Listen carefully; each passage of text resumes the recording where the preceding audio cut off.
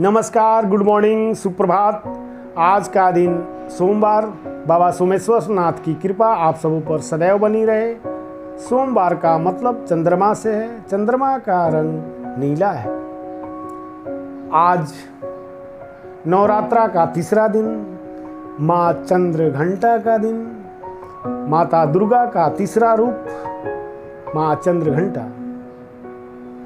माँ चंद्रघंटा आप सभी को, मुझे, इस पूरे जगत को, धरतीवासियों को, सभी प्राणियों को, जीवों को के ऊपर अपनी कृपा बनाए रखें, सबों का संरक्षण करें।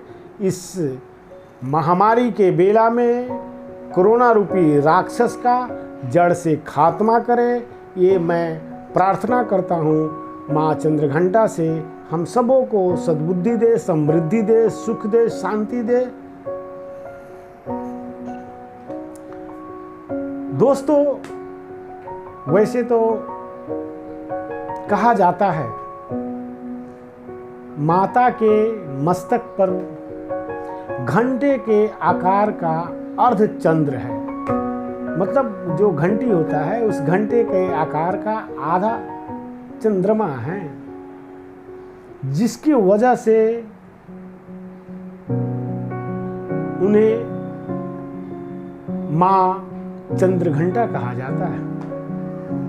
दोस्तों, यहाँ माता तो प्रतीक के रूप में है, लेकिन घंटे की बात हो रही है, घंटी की बात हो रही है, ध्वनि की बात हो रही है, आवाज की बात हो रही है, साउंड की बात हो रही है। शक्ति है, परमात्मा के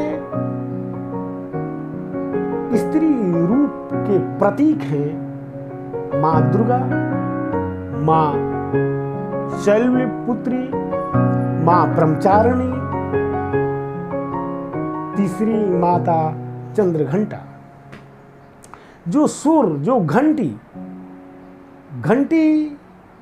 की आवाज से, घंटी की गड़गड़ाहट से, घंटी की मधुर आवाज से, जो भी हमारे घर में अथवा मंदिरों में अथवा जहाँ हम इस घंटी को जो पूजा में हम यूज करते हैं उसको इस्तेमाल करते हैं, तो उस घंटी के स्वर की वजह से जो नकारात्मक शक्तियां हैं, हमारे घर में भी बहुत तरह की नेगेटिविटी ऊर्जाएं होती हैं, बहुत तरह की नेगेटिव चीज़ें होती हैं, वो इस घंटी के बदौलत उन नकारात्मक ऊर्जाओं का क्षय होता है और सकारात्मक ऊर्जाएं उत्पन्न होती हैं।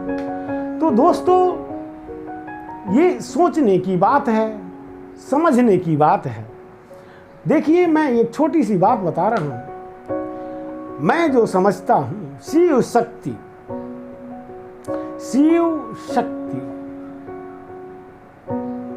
शिव का मतलब यहां पुरुष से है और शक्ति का मतलब है स्त्री ऊर्जा। शक्ति का मतलब पावर हम समझते हैं, अधिकार समझते हैं।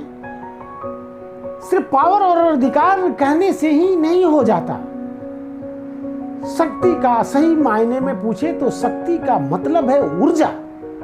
ऊर्जा है तभी तो ताकत है। जहां ऊर्जा ही नहीं वहां ताकत कैसी? तो शक्ति जो है स्त्री ऊर्जा है और शिव पुरुष है। तो शिव शक्ति, पुरुष ऊर्जा और स्त्री ऊर्जा, इस अस्तित्व के, इस ब्रह्मांड के, इस सृष्टि के यही दो आधार ऊर्जाएं हैं, यही दो बेस एनर्जी हैं जिस पर सृष्टि सभी तरह के एक्शन रिएक्शन हो रहे हैं। इन दो ऊर्जाओं के मिलने से तीसरा उत्पन्न होता है। इस तरह से ये चल रही है सृष्टि। तो दोस्तों, सकारात्मक ऊर्जा और नकारात्मक ऊर्जा, यूं कहें तो पुरुष ऊर्जा और स्त्री ऊर्जा दोनों की सामान्य है, दोनों सामान्य है, दोनों आधार ऊर्जाएं हैं, कोई कम और ज़्यादा नहीं है। दोनों की अपनी अपनी महत्ता है, दोनों की अपनी अपनी महत्ता है, दोनों की अपनी अपनी पोजीशन है, दोनों के अपने अपने अधिकार हैं, दोनों के अपने अपने संबंध हैं। एक के बिना एक हो ही नहीं सकता, एक के बिना एक अधूरा है।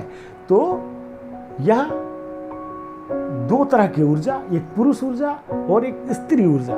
तो हम ईश्वरीय स्त्री ऊर्जा का पूजा करते हैं और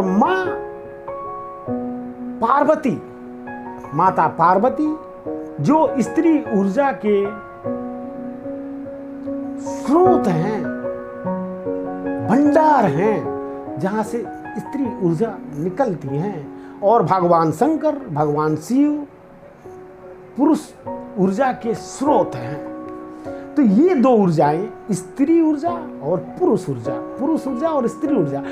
ध्यान रखिएगा, हमारे समाज में पुरुष ऊर्जा प्रधान हो गया है।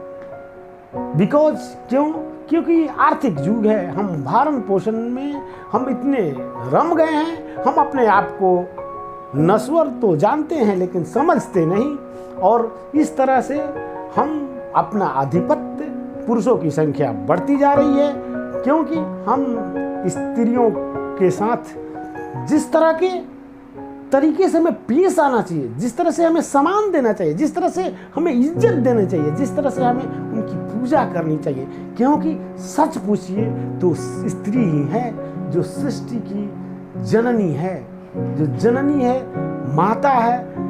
उनके बिना कुछ भी संभव नहीं है। वो जब चाहती हैं हमें निकाल देती हैं, और जब चाहती हैं धरती माता अपने आप में हमें मिला देती है। तो दोस्तों, वो है तो सब कुछ है, वो नहीं है तो कुछ भी नहीं। तो दोस्तों, आज तीसरा दिन नवरात्रा का, माँ चंद्रघंटा का दिन है।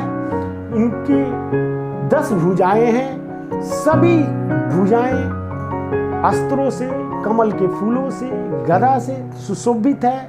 इनका शरीर स्वर्ण की तरह चमकता है, और शैतान राक्षस इनके घंटे के आवाज़ से ही दूर भाग जाते हैं। तो दोस्तों, आज माता चंद्रघंटा का दिन है। आप माता चंद्रघंटा का आशीर्वाद लें। हम सब माँ चंद्रघंटा को पूजें।